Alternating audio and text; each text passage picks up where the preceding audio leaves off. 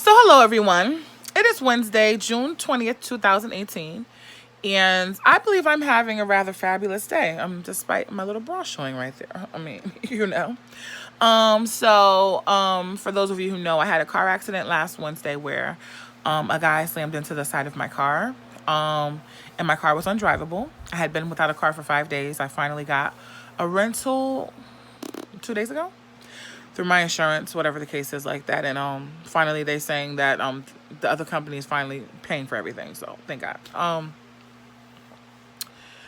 My car, the the front of the car was smashed. Like even the headlight on the driver's side was smashed, and my tire was surrounded by like the car parts and all that, right?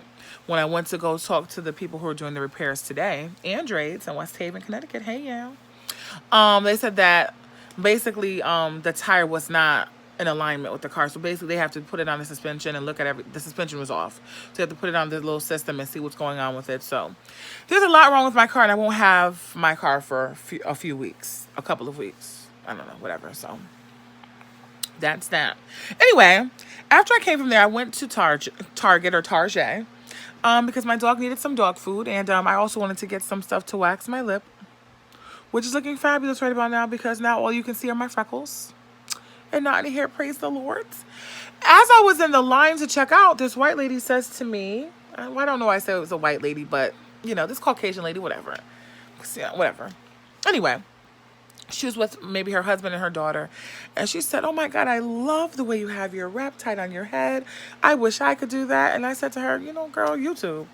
She was like, "Really? Like, it looks really professional. Like you're a professional at it." I said, well, "Okay."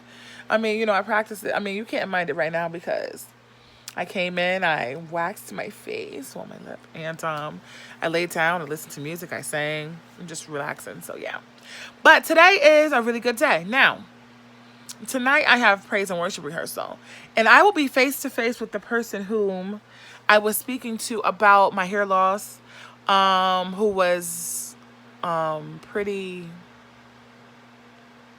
heartless and lacked compassion. So I'm really curious to see how they're going to approach me today, and to see if they're going to bring anything up about the situation, if they're going to try to converse with me today, or if they're just going to act like that conversation never happened. I mean, there were some messages I received from that person since, but they weren't about that matter. They're about other things, and I just felt like now you're really just trying to irk me. That's really how I feel. So, um, it's a struggle. I must say it is a struggle, to get up and decide that you're going to embrace a part of yourself that you don't feel is conventionally beautiful, and you're going to make it beautiful. I know a lot of women do this all the time. They wear their hair out, they got the head wraps and all the other stuff. I'm not used to it. I'm still getting used to it. Even when I used to wear my hair out, I used to have like a headband right here and try to pull my hair forward. But then again, my hair loss wasn't as bad as it is now.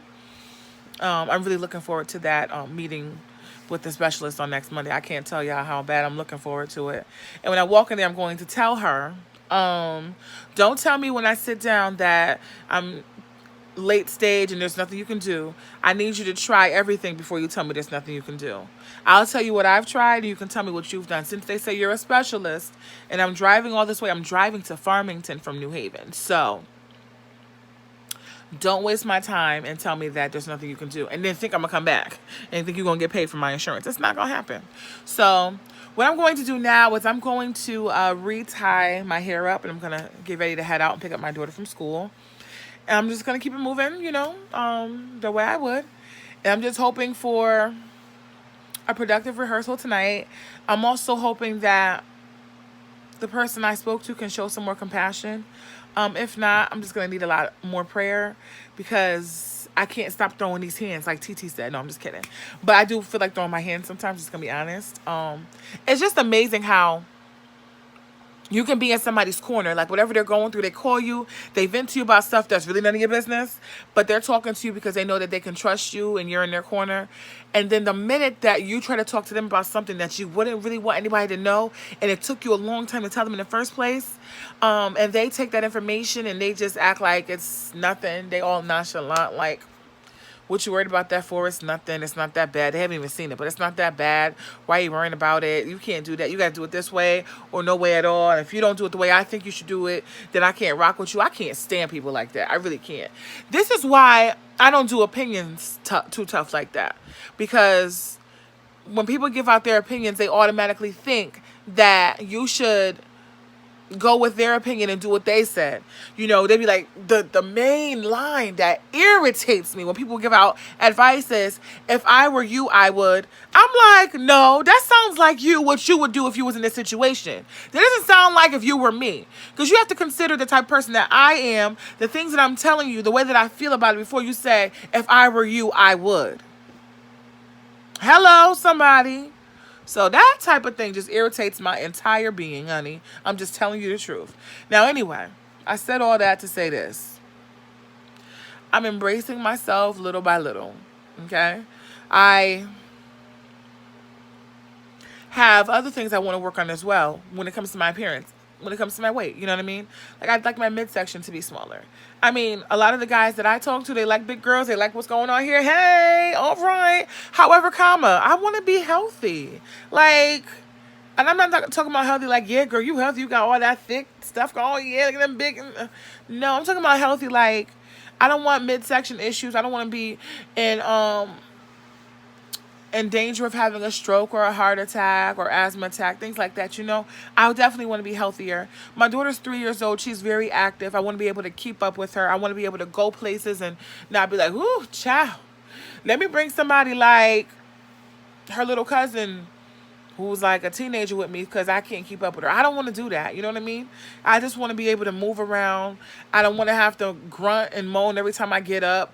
I don't want to be exhausted when I go up 3 and 4 stairs, which I'm not at the moment. I'm just saying, you know, like as big as I am now, I can't let myself get any bigger. I just need to be able to work on myself, get myself smaller.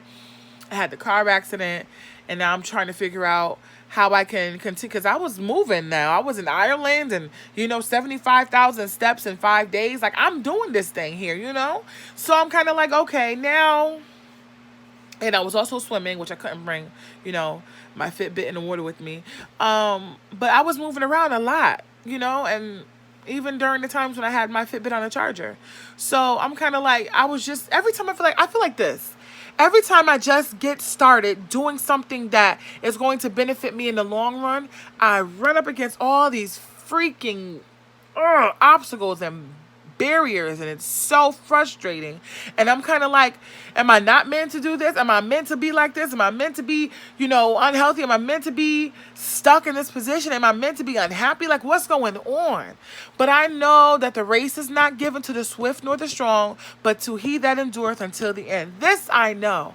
It's just like, dang, I must be getting a lot of blessings coming my way, because I promise you, the last couple of weeks itself have been extremely hectic. And I'm trying to keep my head up. I'm trying not to break down. I'm trying to make sure I keep my head on positive so that I can keep my daughter upbeat and happy. Because, your children, they feel that stuff that you feel. And I just want to be positive. I want to be happy. I want to explore life.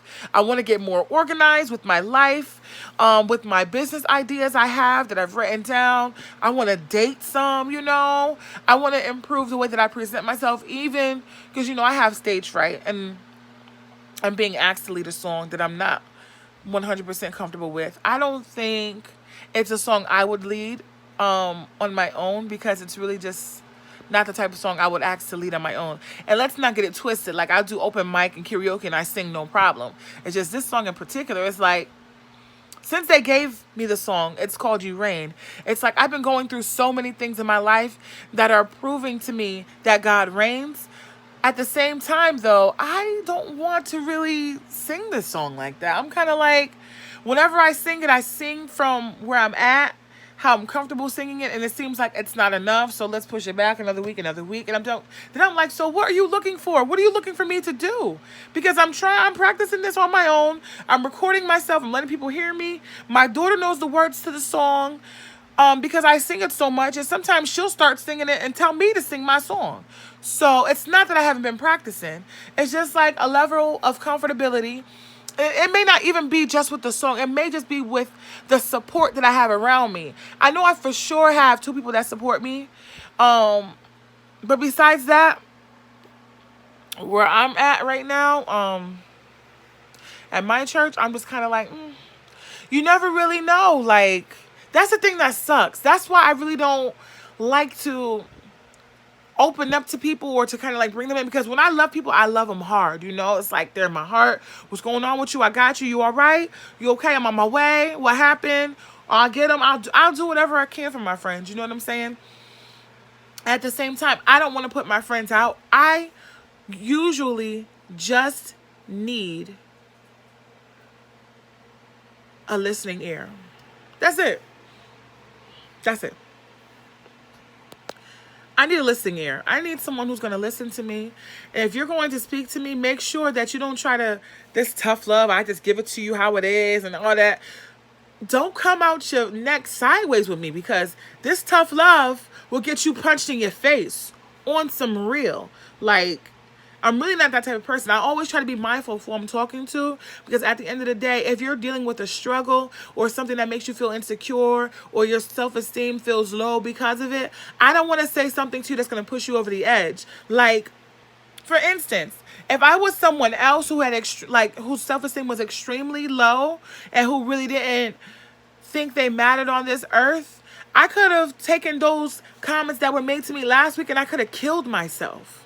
You feel me? So there's always something that you have to be mindful of when you talk to other people. If you don't understand something, or if you don't necessarily agree, how about saying something like this? I can't say that I totally understand where you're coming from.